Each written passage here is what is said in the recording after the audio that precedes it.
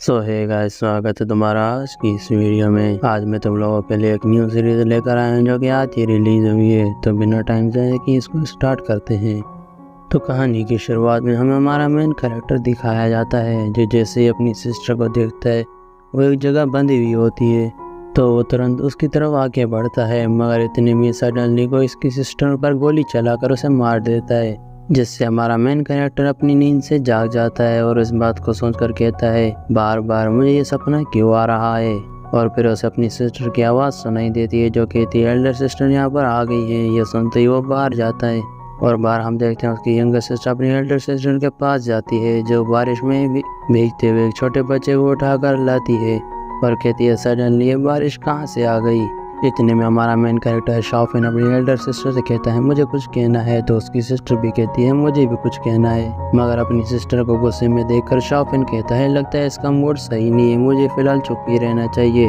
उसके बाद वो उससे कहता है हमारे पेरेंट्स का कुछ पता चला, तो वो कहती है नहीं, मैं उन्हें ढूंढने जा रही हूँ। जिसके जवाब में शाओफेन कहता है मैं भी तुम्हारे साथ चलूँगा, तो उसकी सिस्टर इसके लिए मान जाती है।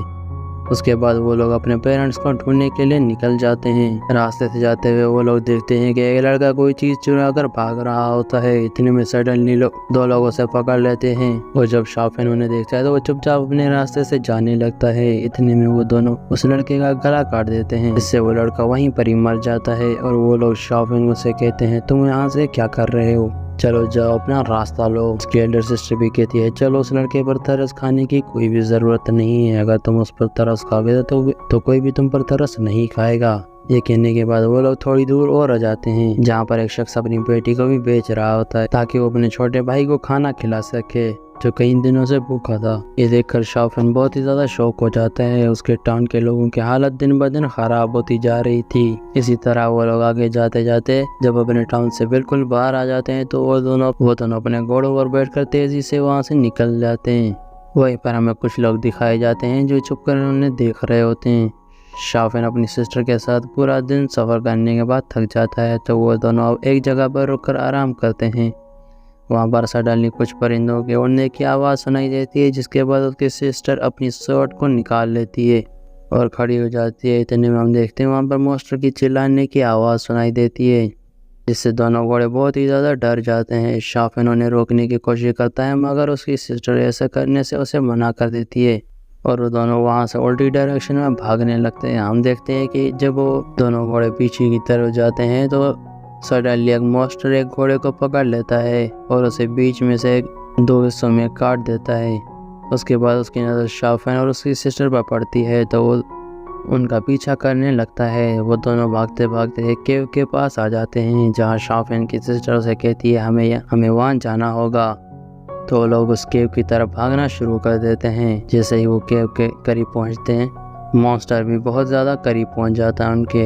ये देखकर वो लड़की शाओफेन से कहती है तुम पहले वहां जाओ और उससे ऊपर उछाल देती है, जिससे वो केव की तरफ पहुंच जाता है। मगर इतने में वो डीमन उसके बिल्कुल करीब आ चुका था तो उसकी सिस्टर अपने भाई की जान बचाने के लिए उस डीमन को डिस्ट्रैक्ट करने लगती है और वहाँ से भागने की कोशिश करती है। वो अपनी स्वॉर्ड निकालकर उसका मुकाबला करना शुरू कर देती है, मगर उस डीमन को कोई भी फर्क नहीं पड़ता। उल्टा उस लड़की की एनर्जी बहुत ही तेजी से कंज्यूम हो रही होती है। उसके बाद शाओफेन अपनी सिस्टर से कहता है मुझे अपना हाथ दो, मैं तुम्हें ऊपर खींच लूंगा। इतने में हम देखते हैं कि उसकी सिस्टर भागते हुए सीधा उसकी तरफ आ रही होती है। तभी वो मॉन्स्टर एक बड़ा सा पत्थर उठाकर उनकी तरफ थ्रो करता है, जिससे वो लड़की तुरंत शाओफेन के पास पहुंचकर उससे पत्थर से बचा लेती है और दोनों केव से बाहर आकर दोबारा भागना शुरू कर देते हैं। भागते भागते वो लोग एक पहाड़ के बिल्कुल किनारे पर आ जाते हैं जहाँ उन लोगों के पास कोई भी और ऑप्शन नहीं हो। शाओफेन की सिस्टर से अपनी स्वॉर्ड देते हुए कहती है अब तुम्हें खुद की खुद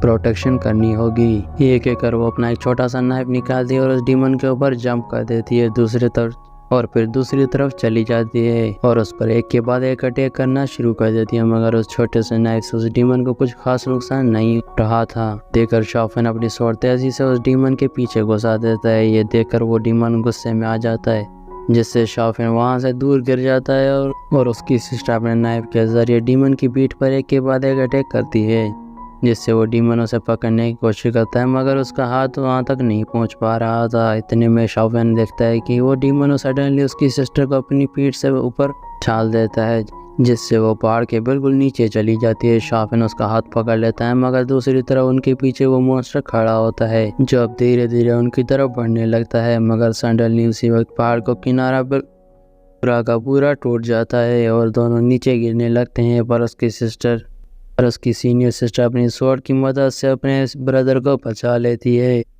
और उसे किसी तरह से ऊपर ट्री की ब्रांच में उछाल देती है, जिससे वो उस ब्रांच को पकड़कर अपनी जान बचा लेता है।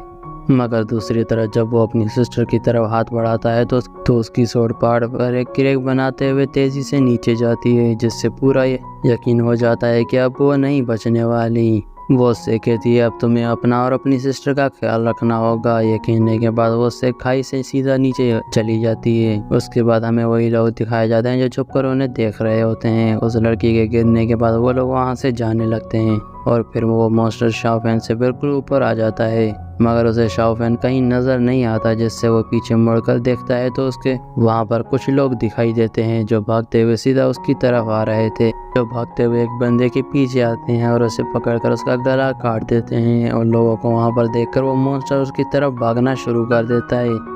और जैसे ही वो उनके बिल्कुल पास पहुंचकर उन पर अटैक करता है तो हम देखते हैं कि वहाँ मौजूद एक मास्टरमैन उसके अटैक को डॉज करके तुरंत उस पर अटैक करता है और इतनी तेज़ी से उस पर अटैक करता है कि वो मॉन्स्टर एक ही अटैक में मर जाता है।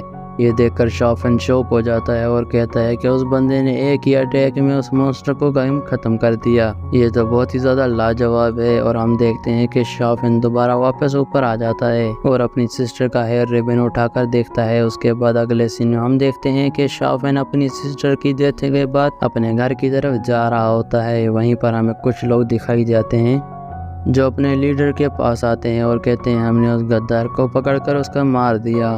वो लोग उसका सर अपने लीडर के सामने रखते हैं और कहते हैं, जो उसके कपड़े हटाकर उसके सर को देखता है और कहता है मिस्टर चांग देखो आपका गद्दार हमने पकड़ लिया और उसे मार भी दिया।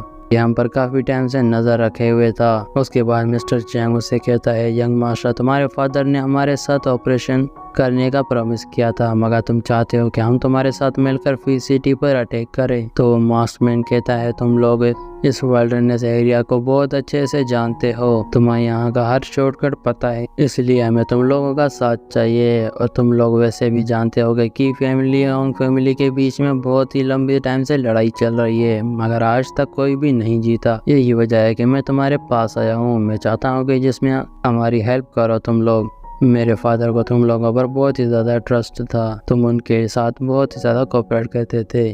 उम्मीद है कि तुम लोग मेरे साथ भी कोऑपरेट करोगे। इतने में सडनली कुछ एरोज उनकी तरफ आने लगते हैं, जिससे वो लोग अपनी जान बचाकर पत्थरों के पीछे छुप जाते हैं। मगर वो मास्टरमैन अपनी नाइफ्स के जरिए उन एरोज को ब्लॉक करता है। यह देखकर मिस्टर चैंग भी शॉक रह जाता है और कहता है इसकी स्ट्रेंथ और पावर तो बहुत ही ज़्यादा अमेजिंग है। वो सारे मास्टरमैन उन एरोज को अपनी तरफ आते हुए रोक लेते हैं। एक एरो को पकड़कर वापस उनकी तरफ थ्रो करते हैं, जिससे एक पिलर के ऊपर मौजूद बंदे को वो एरो लगता है और वो नीचे गिर जाता है। फिर हमें दिखाया जाता है कि की फैमिली के बहुत सारे वॉरियर्स वहाँ पर आ जाते हैं।